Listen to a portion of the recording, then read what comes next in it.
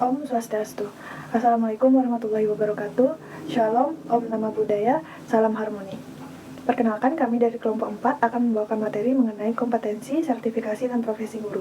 Sebelumnya, izinkan saya untuk memperkenalkan anggota dari kelompok 4. Yang pertama yaitu Nikade Listiana dengan NIM 21130110027. Yang kedua ada saya, Rika Salma Sudaryanti dengan NIM 21130111073.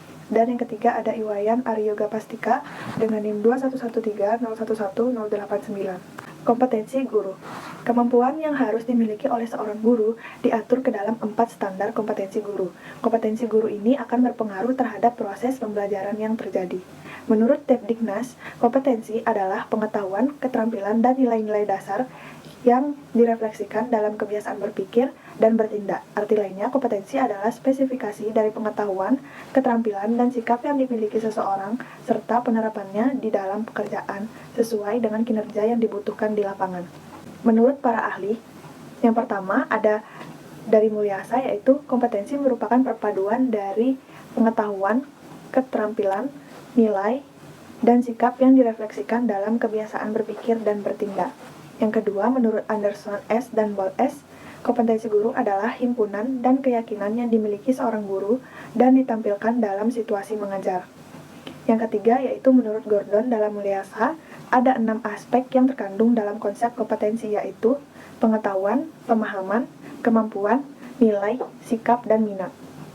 Materi yang kedua yaitu mengenai sertifikasi guru. Dalam Undang-Undang Republik Indonesia Nomor 14 Tahun 2005 tentang guru dan dosen, pada pasal 1 butir 11 yakni berbunyi, sertifikasi adalah proses pemberian sertifikat pendidik kepada guru dan dosen. Pengertian lainnya, sertifikasi guru adalah proses pemberian sertifikat pendidik untuk guru dan dosen atau bukti formal sebagai pengakuan yang diberikan kepada guru dan dosen sebagai tenaga profesional.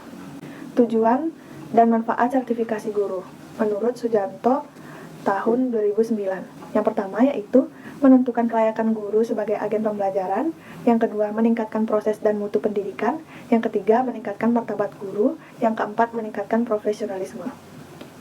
Lalu menurut Zulaika tahun 2011, tujuan sertifikasi guru yaitu melindungi profesi guru dari praktik yang tidak kompeten. Yang kedua, melindungi masyarakat dari praktik pendidikan yang tidak profesional dan tidak berkualitas, dan meningkatkan kesejahteraan guru.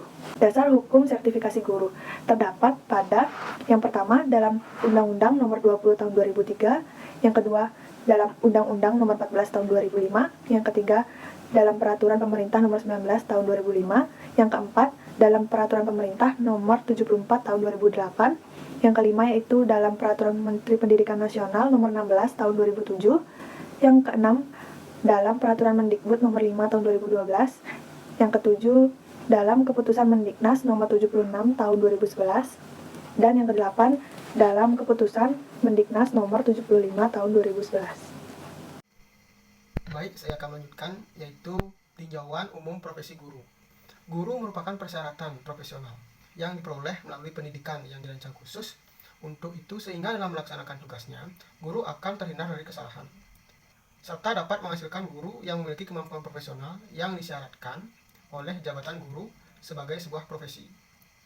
Departemen Pendidikan dan Kebudayaan menyatakan bahwa guru adalah seorang yang mempunyai gagasan yang harus diwujudkan untuk kepentingan anak didik, sehingga menjunjung tinggi, mengembangkan dan menerapkan keutamaan yang menyangkut agama, kebudayaan, dan keilmuan.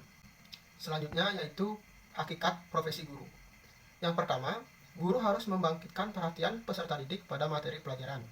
Yang kedua, guru harus dapat membangkitkan minat peserta didik untuk aktif dalam berpikir serta mencari dan menemukan sendiri pengetahuan.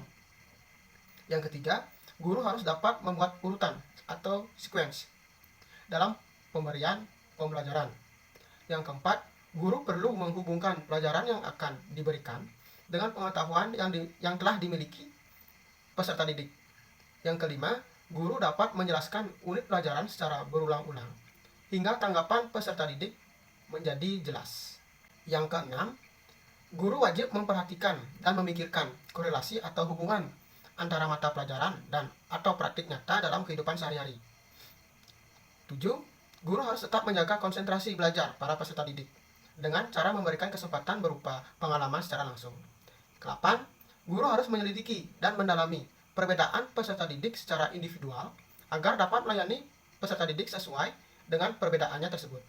Yang kesembilan, guru dapat melaksanakan evaluasi yang efektif serta menggunakan hasilnya untuk mengetahui prestasi dan kemajuan peserta didik serta dapat melakukan perbaikan dan pengembangan. Selanjutnya yaitu persyaratan profesi guru. Untuk menjadi guru harus mempunyai syarat-syarat. Yang pertama syaratnya guru harus berijazah. Yang kedua, guru harus sehat jasmani dan rohani. Yang ketiga, guru harus bertakwa kepada Tuhan Yang Maha Esa dan berperilaku baik. Yang keempat, guru haruslah orang yang bertanggung jawab. Yang kelima, guru di Indonesia harus berjiwa nasional. Baik, di sini saya akan menjelaskan mengenai tinjauan teoretik kompetensi guru. Sejak tahun 1980, Departemen Pendidikan Nasional merumuskan 4 standar kompetensi yang harus dimiliki oleh seorang guru, di mana keempat kompetensi tersebut meliputi kompetensi pedagogik, kompetensi profesional, kompetensi kepribadian, dan kompetensi sosial. Yang pertama yaitu kompetensi pedagogik. Kompetensi pedagogik merupakan kompetensi yang meliputi pemahaman guru terhadap peserta didik, perancangan dan pelaksanaan pembelajaran, evaluasi hasil belajar, dan pengembangan peserta didik untuk mengaktualisasikan berbagai potensi yang dimiliki oleh peserta didik. Salah satu indikator dari kompetensi pedagogik yaitu memahami peserta didik dengan memanfaatkan prinsip-prinsip perkembangan kognitif. Nah, kompetensi yang kedua yaitu kompetensi profesional. Kompetensi profesional merupakan kompetensi yang meliputi penguasaan materi pembelajaran secara luas dan mendalam, yang mencakup penguasaan materi kurikulum mata pelajaran di sekolah dan di substansi keilmuan yang menaungi materinya, serta penguasaan terhadap struktur dan metodologi keilmuannya. Salah satu indikator dari kompetensi profesional yaitu memahami materi ajar yang ada dalam kurikulum sekolah. Kemudian kompetensi yang ketiga yaitu kompetensi kepribadian. Kompetensi kepribadian merupakan kemampuan personal yang harus dimiliki oleh seorang guru yang mencerminkan kepribadian mantap, stabil, dewasa, arif, dan berwibawa, menjadi teladan bagi peserta didik dan berakhlak mulia. Salah satu indikator dari kompetensi kepribadian yaitu bertindak sesuai dengan norma hukum. Kemudian kompetensi yang terakhir yaitu kompetensi sosial. Kompetensi sosial merupakan kemampuan guru untuk berkomunikasi dan bergaul secara efektif dengan peserta didik, sesama pendidik, tenaga kependidikan, orang tua atau wali peserta didik, dan masyarakat sekitar. Salah satu indikator dari kompetensi sosial yaitu berkomunikasi secara efektif dengan peserta didik. Nah, demikianlah pemaparan materi dari kelompok kami. Mohon maaf apabila ada salah kata dalam pemaparan materi kali ini. Terima kasih atas perhatiannya. Kami tutup dengan Paramo Santi.